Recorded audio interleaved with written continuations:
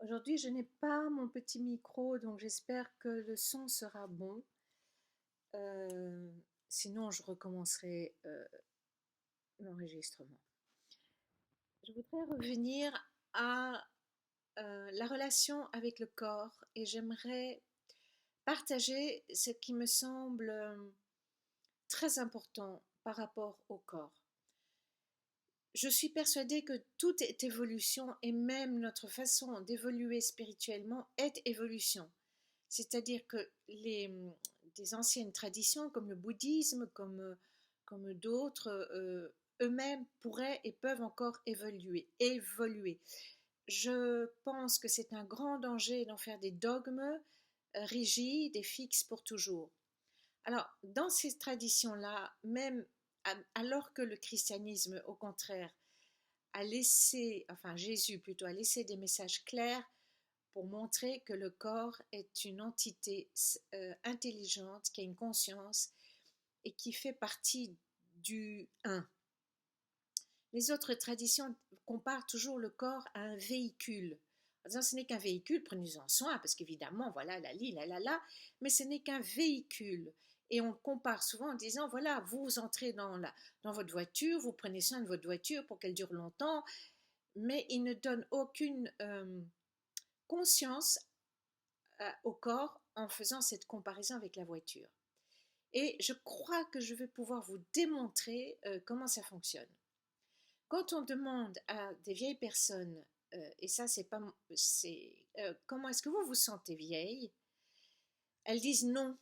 C'est vrai que dans ma tête, je ne me sens pas vieille. Dans mon cœur, je ne me sens pas vieille. Moi non plus. Enfin, je ne suis pas vieille, mais je ne me donne pas l'âge que j'ai. J'ai l'impression d'avoir toujours 20, 30 ans, même parfois encore plus jeune, 18 ans, avec beaucoup d'énergie, beaucoup de rêves. Je ne me sens pas du tout euh, la- euh, l'âge que j'ai.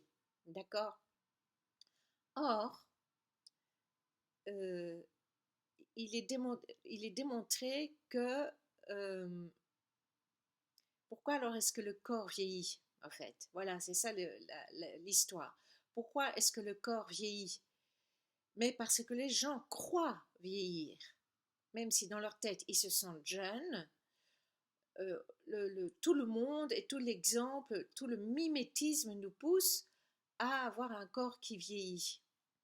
Oui, je sais que les gens vont me dire que je suis complètement folle de dire des choses pareilles, mais je m'en fiche, vous me savez déjà. Euh, Combien de personnes ont déjà, ne fût-ce que par la confiance, la foi et la force et la puissance de leurs pensées et de leurs décisions qui étaient irrévocables, guérir de maladies dites incurables. Il y a des exemples, entre guillemets, de miracles qui ne sont pas des miracles, qui sont juste la démonstration de ça. Donc, je reprends l'exemple de la voiture. Je peux entrer dans une voiture et je peux avoir toutes les sortes de pensées que je veux. Ma voiture ne va pas changer avec ses pensées, elle restera telle qu'elle est. Elle, la voiture est réellement un véhicule. Or, mon corps, lui, il change.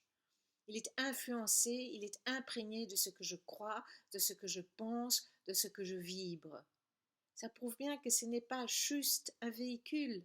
Ça démontre bien que mon esprit, mon âme, appelez ça comme vous voulez, fait un avec ce corps. Et que ce corps fait un avec cet esprit et cette âme. Ça montre bien que la source, et comme je l'ai dit dans toutes les autres vidéos, la source et l'être humain sont totalement fusionnés l'un dans l'autre, complètement un. Donc je ne peux pas négliger ça. Et je pense que d'avoir conscience et de comprendre l'importance du corps dans cette incarnation physique changera tout et permettra justement d'utiliser cette puissance qu'est la fusion, le un que fait la source et l'être humain. Et l'être humain est corps. Il est corps. Je ne peux pas dire autrement. Le chien est un corps de chien avec quatre pattes, des poils, des longs poils, le chat, etc. Donc, et ça a un caractère chien, chat, etc. Ce sont des facettes, évidemment. Des, comment expliquer? C'est le tout est là-dedans aussi. Le tout fusionne avec ces êtres-là aussi. Donc, soyons conscients. Je pense qu'il faut d'abord être conscient. Après, je ne sais pas ce que ça va donner comme résultat, quoique ça a été démontré par Jésus qui, quelque temps, je pense, avant sa crucifixion, avec 3 de ses disciples, il y avait Jacques et Jean, je ne sais plus lesquels, il va dans une montagne, je ne sais plus le nom de la montagne, Bête machin, quelque chose du genre, il se met à prier et les disciples le voient se transfigurer, devenir lumineux et tellement lumineux que même ses habits deviennent lumineux. Et donc, qu'est-ce que fait Jésus là? Il montre à quel point le corps est déjà un être, une expérience complètement divine, lumineuse, qui n'a pas besoin de décrépir, qui n'a pas besoin de mourir. Alors, je pense que c'est important de prendre conscience de ça, pas avec l'attente de dire chouette, je vais rester toujours jeune. Non, juste parce que c'est comme ça. L'attente donne des déceptions et crée des doutes. Donc il faut faire beaucoup, beaucoup de choses et développer les choses sans attente et sans doute, sans le doute. Voilà, bonne journée à vous tous.